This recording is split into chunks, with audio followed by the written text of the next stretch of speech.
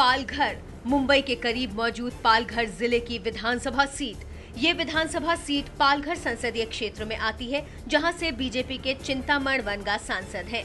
मुंबई से 87 किलोमीटर दूर मौजूद पालघर पहले ठाणे जिले का हिस्सा था, लेकिन इसी साल अगस्त में इसे 36वां जिला घोषित किया गया। पालघर के विधायक कांग्रेस के राजेंद्र गावित हैं, जो महाराष्ट्र सरकार में आदिवासी कल्याण मंत्री भी हैं।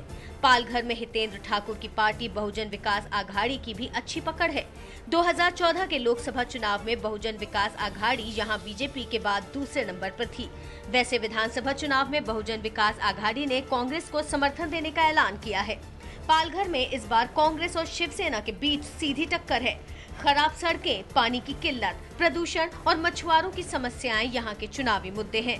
पालघर में मराठी भाषियों के अलावा बड़ी संख्या में उत्तर भारतीय भी रहते हैं।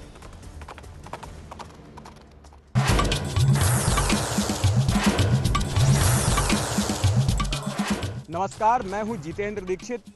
एबीपी न्यूज का नुक्कड़ आज लगा है महाराष्ट्र के नए नवेले जिले पालघर में, और हम इस वक्त मौजूद हैं पालघर विधानसभा सीट में। और नुक्कड़ बहस में हमारे साथ शामिल होने के लिए यहाँ मौजूद हैं महाराष्ट्र सरकार के मंत्री और यहाँ के स्थानीय विधायक राजेंद्र गावित जी। हमारे साथ में एमएनएस के भावेश चुरी मौजूद हैं। हमने इस चर्चा में शामिल होने के लिए शिवसेना को भी आमंत्रित किया था। शिवसेना यहाँ पर एक प्रमुख प्रतिद्वंदी पार्टी है। इसके अलावा यहाँ की नगर पालिका में भी उन्हीं की सत्ता है, लेकिन उनका कोई प्रतिनिधि हाँ बोलने के बाद भी यहाँ पर इस चर्चा में शामिल होने के लिए नहीं आया। तो अब विपक्षी पार्टी है एमएनएस, हम उनसे शुरुआत करते हैं। आपसे जानना चाहेंगे कि मंत्री जी ने, यहाँ के जो विधायक भी हैं, उन्होंने बतौर विधायक क्या अपना काम बखूबी निभाया? जो काम करने चाहिए हमारे ख्याल से वो काम हमें दिखे नहीं है।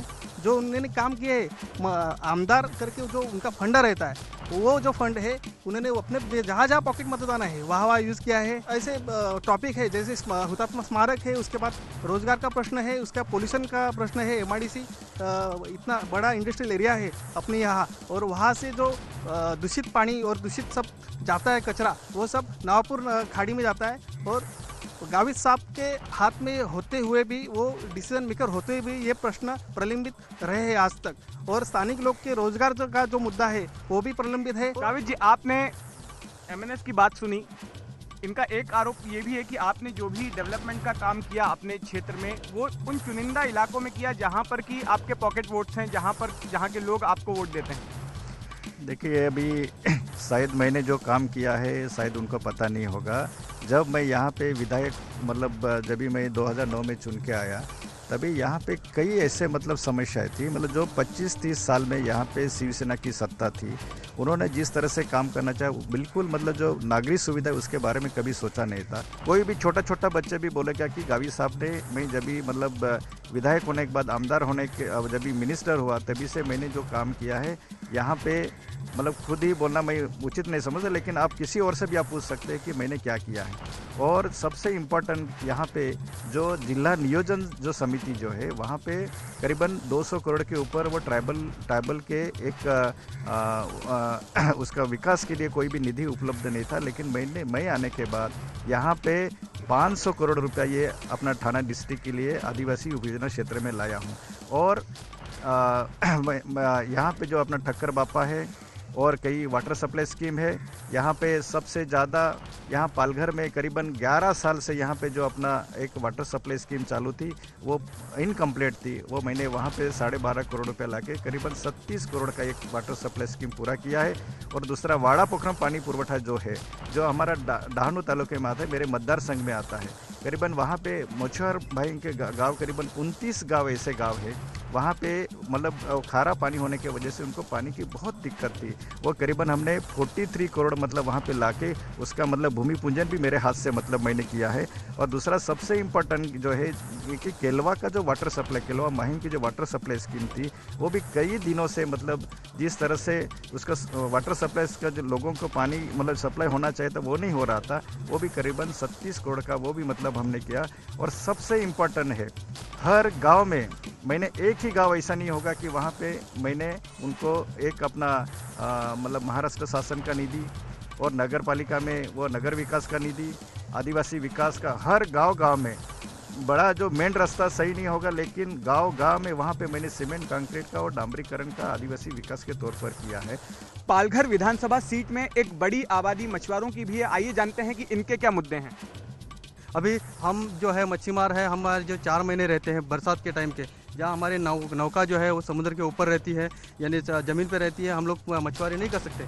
लेकिन वो टाइम में हम लोग जो हमारी मच्छीमारी है, हमारी जो मछुआरी की जो उपजीविका है, वो जो समुद्र की लगत से जो खाड़ियाँ रहती है, छोटी छोटी खाड़ियाँ रहती हैं, वहाँ के जो मच्छी आती है, वहाँ से हमारे पेट भरते हैं, गरीबों के पेट भरते हैं, हम लोग हमारे मछुआरों के पेट भरते हैं। लेकिन यहाँ पे जो हमारी MIDC है, बहुत बड़ी MIDC है, वहाँ से इतना प्रदूषित पानी जाता है, इतना प्रदूषित पानी जाता है कि हर 15 दिन में इतनी मच्छियों के ऐसे समुद्र किनारे पे ऐसा मच्छियों का ऐसा खच पड़ जाता है कि वो पूरे मच्छियाँ मर जाती है।